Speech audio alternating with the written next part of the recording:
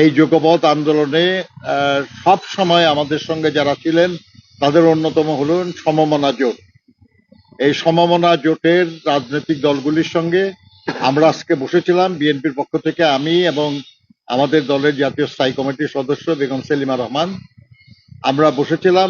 আমরা বিস্তারিতভাবে দেশে বিদ্যমান রাজনৈতিক, সামাজিক, অর্থনৈতিক বিভিন্ন বিষয় নিয়ে আমরা আলোচনা করেছি।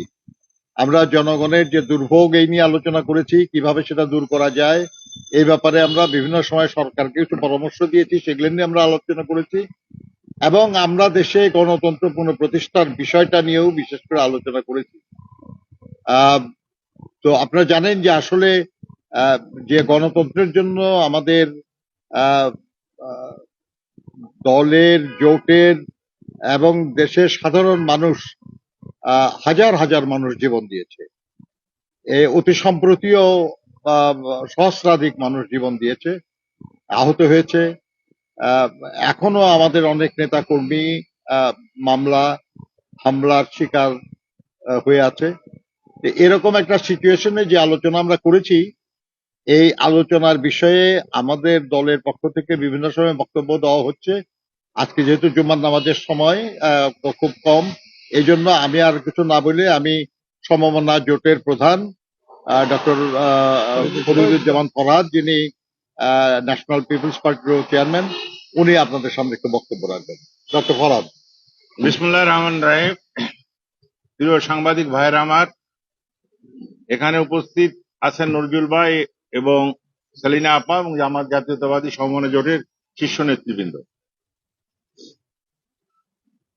আমরা দীর্ঘক্ষণ ধরে আলোচনা করেছি দেশের বর্তমান পরিস্থিতি, সামাজিক পরিস্থিতি, রাজনৈতিক পরিস্থিতি, দেশের আইন শৃঙ্খলা পরিস্থিতি, দেশের দ্রব্যমূল্য ঊর্ধ্বগতির পরিস্থিতি নিয়ে আমরা বিস্তারিত আলোচনা করেছি।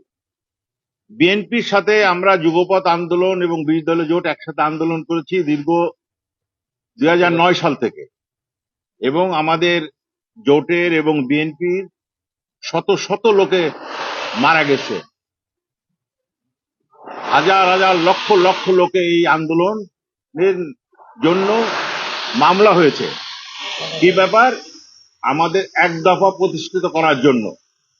সেই দফাটা ছিল শেখ হাসিনার বিদায় এবং গণতন্ত্র প্রতিষ্ঠা করার জন্য, মানুষের ভোটের অধিকার প্রতিষ্ঠা করার জন্য। আমরা যে দীর্ঘ 15 বছর আন্দোলন করেছি, এই দেশ সাফল্যতা পেয়েছে 2024-এর 5 আগস্টে। প্রথম দফায় আমরা সাফল্যতা অর্জন করেছি। এখন দ্বিতীয় দফা হচ্ছে এদেশে গণতন্ত্র প্রতিষ্ঠা করা এবং মানুষের ভোটের অধিকার প্রতিষ্ঠা করা। আমরা চাই এদেশে জাতীয় সংসদ নির্বাচনটা অতি দ্রুত আসুক, কিন্তু সেই নির্বাচনের জন্য সংস্কার প্রয়োজন। সংস্কার আমরাও চাই।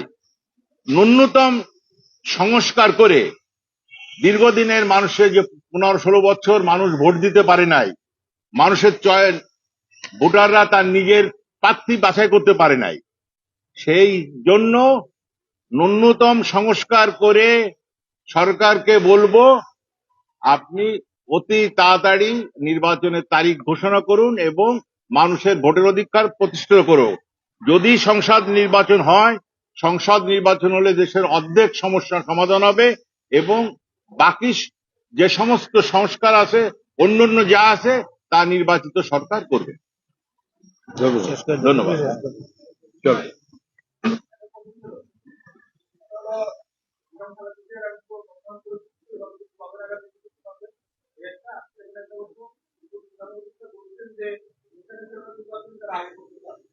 না, এ কথা বলেন নাই উনি।